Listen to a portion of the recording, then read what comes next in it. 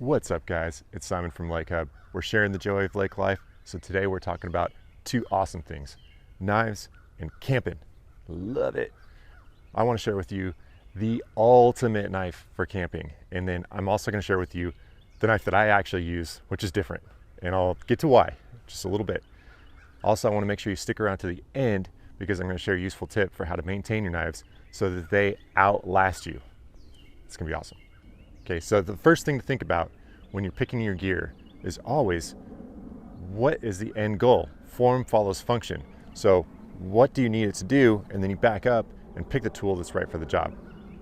The reason why I mention that seems a little bit obvious, but what kind of camping are you doing? Are you tent camping? Are you in an RV, little pop-up camper, huge Willie Nelson motorhome, or are you just sleeping out in the dirt in the wide open? Those are all very different, and they're going to bring different needs to you. And it also depends on what kind of gear you can take with you, right? So if you're in a little car, obviously you have less cargo space to bring tools and equipment with you than you do if you have a camper, which is basically a rolling storage unit, and you can carry everything that you need. So if you're tent camping, primitive camping, then by far the ultimate knife for camping is a fixed blade knife. This is an Ontario knife company, fixed blade. This is a 5-inch blade. This is a combat/survival knife. This is actually mil spec, so this is a military issued by the Air Force. This is an awesome knife. You can see it comes with a leather sheath, has a sharpening stone, which I guess you can't take out unless you have the knife out. It's got this sharpening stone here. It's not a great stone, but it's handy in a pinch if you need it. Hopefully you don't need it, but if you do, it's right there, right? So this thing is a full tang knife, so which means that the steel is one solid piece of steel all the way to the end, right? Why is that important? It's important because if you are really using this when you're camping, if you're using it for a ton of tasks, then I mean, you're just going to beat it up. You're going to beat it up. Now, that's okay if it's heavy duty. I mean, this is, look at this. It's about, I don't know if you can see that right there. It's about 1/4 inch thick. This sucker is heavy. You can see on the back, there's some ridges, sawback. So you can use that for, it's probably not a great saw, but you can use it for rasping, roughing things up if you need to. The profile is really useful. You have a long straight edge right here, and then you have a nice curve and this clip point, so you have an extreme point right there on the end. This is just a great knife. Now this is in the same style as a Ka-Bar knife. Ka-Bar has been around for like 80 years, and that's been a military issue knife for a long time. That's the classic fixed blade knife, and a full-size Ka-Bar is going to be about 2 inches longer. It's gonna be about 7-inch blade, but same kind of style, right? Leather stacked handles. So if you just take care of this thing, you keep it dry, you keep it clean, it's just gonna last a lifetime. I mean, Ka-Bars are the type of things that get handed down to grandchildren, right? So the reason why a survival knife, fixed blade knife is great for camping. It's the reason why it's the ultimate knife for camping is because of its versatility. I mean, you can use this thing to cut up food. You can use it to, peel off kindling, split wood. Even if it was the longer one, you could use it for bushwhacking if you don't have a machete. So there are all kinds of versatile uses for this knife. Hey, if I'm helping you out, really appreciate if you just take a quick second, like the video. That'll help other people see it. It's fast, free, easy. Appreciate it. This knife's going to run you about 60 bucks. A Ka-Bar, a full-size Ka-Bar, brand new, is going to be over 100 bucks. So I say that because some people might hear $60 and think that's expensive. Other people hear $60 for a knife and think, ooh, that's a little on the cheap side. I like to go a little more high end, because you can spend $200, $300, $400 on a knife, believe it or not. To me, that's just that's a little too much. But a $60 knife can go a long way. I want to caution you against using a $10 or $15 fixed blade knife, because those are not going to be full tang and they will come apart here if you beat them up. If you're actually using them, get a full tang blade, right? So I just want to give that word of warning. And also for K-bars, they're so pervasive. They've been around for so long. They've been military issued for decades. I mean, 80 years have been military issued. So you can find used K-bars all over the place. You can find them at pawn shops and on eBay and flea markets and gun shows, and I mean everywhere. You can find those things everywhere. So if you're looking for a really good knife, a used K-bar can really go a long way.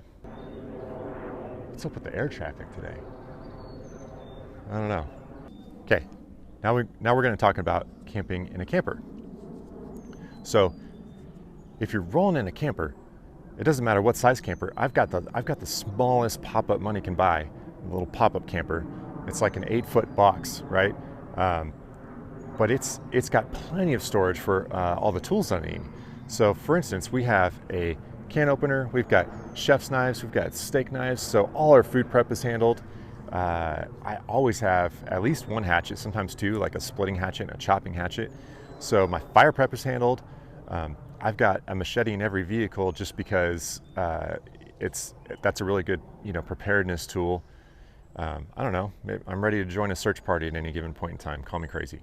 I also find myself just off in the bush like all the time, like in the woods and creeks and stuff, and just tight situations. So it's always nice to have a short machete and a long machete on hand. Definitely have those at the campground too. So what's left? What do you need? It's just really just convenience. You just need a knife for convenience. And so you're left with basically kind of the tenets of everyday carry. So what would you want in an everyday carry knife? That's what you're going to need. You're going to need something quick and handy that you can grab with one hand and use in a pinch for whatever situation might arise. So here's a couple options for you. Here's a small one. This is a Kershaw Shuffle.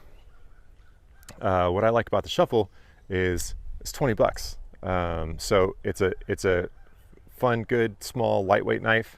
This is great for shorts, especially light shorts or trunks, because I live in the South and it gets hot.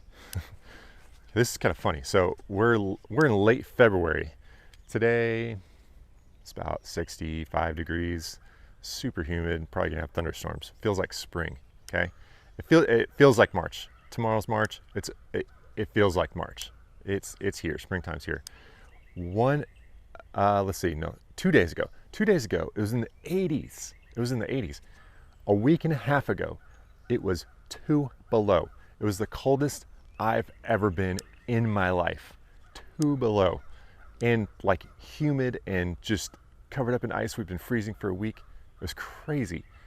So all that to say, I'm gonna always carry something that's versatile. So whether it's that cold and I'm wearing 3 layers and I have coveralls on, I can still slip this in my front pocket of my coveralls.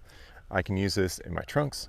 I can use it in my jeans if I've got my fixed blade knife on my belt, because there were no pocket clips on that. Then I'll carry this in addition to that. So what I like about it, the reason why I pick a small knife like this is look at that thin profile, super thin, lightweight. It's got a bottle opener, which is kind of nice for camping, One hand open, one hand close. Okay, which I talk about in our Perfect Knife for Fishing video. Shameless plug. This blade style is not really that versatile. It's a little short, but it has this finger choller right here, which means that my big mitts can really grip this, and this is a really nice, handy knife. This is a Chinese-made Kershaw, so this is their low-end kind of entry level. Again, it's like 20 bucks, and knife snobs might call it a gas station knife, but don't listen to them. It's fine. Like I said, you can spend so much money on knives, and people do. I'm just looking for something practical. So we'll step it up a little bit here. Here's another option. This is a Smith & Wesson. Here, let me get the words right there. So Smith & Wesson, this is a full-size liner lock knife. And you can see a nice little key feature right here, serrated edge. So that might come in handy at the campsite. You might need a little saw blade on your hip. And this is another one, you know, one hand open and close with a liner lock, which is right here. This is another really thin profile. This one has some extra gadgets on it. It's got a glass breaker and a strap cutter right here.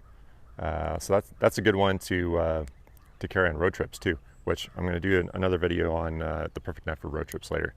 And this one may or may not be in that video. We'll see. Teasing ahead. So this is about a $30 knife. So it's still Chinese made, but that's a good, reliable, handy knife to have on hand. And here is one of my favorites. If I can get it out of my pocket. All right, here's another Kershaw. This is an American-made Kershaw. This is called a Link. This is a spring-assisted, right? And this is a full size. This is a little bit thicker. It's still a liner lock, so it's easy to open and close with one hand, which I really like. It doesn't have the serrated edge, but that's a really handy blade profile right there. And it's a nice thick blade, really sturdy. So even with all the mechanics, it's still a really sturdy knife. So either of those I like to carry. I'll show you what I like about the Smith & Wesson, even being a cheaper knife. Let's check this out. Can you see that? A deep carry pocket clip. So here's by comparison.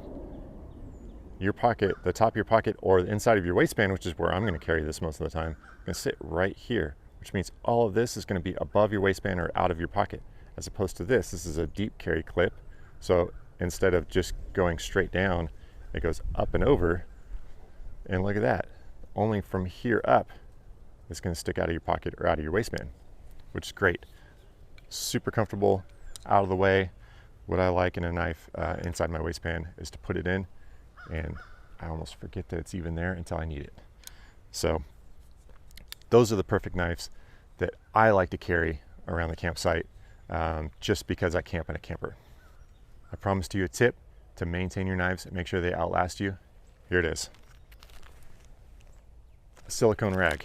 It's really simple. So if you keep your knives clean and dry and oiled, I mean, a knife like this there's no mechanical moving parts here, this thing will outlast you. All you got to do is keep the rust off of it, right? So a silicone rag, you find this in your the gun maintenance area of your sporting goods store. It's impregnated with silicone oil. This one's a little bit dry, but after you're clean, there we go. After you've cleaned it and dried it, there's no dirt or anything like that, then all you do is you just wipe it down. See how nice and shiny that is now? This is going to keep the rust from forming on it while it's stored away, especially in that leather.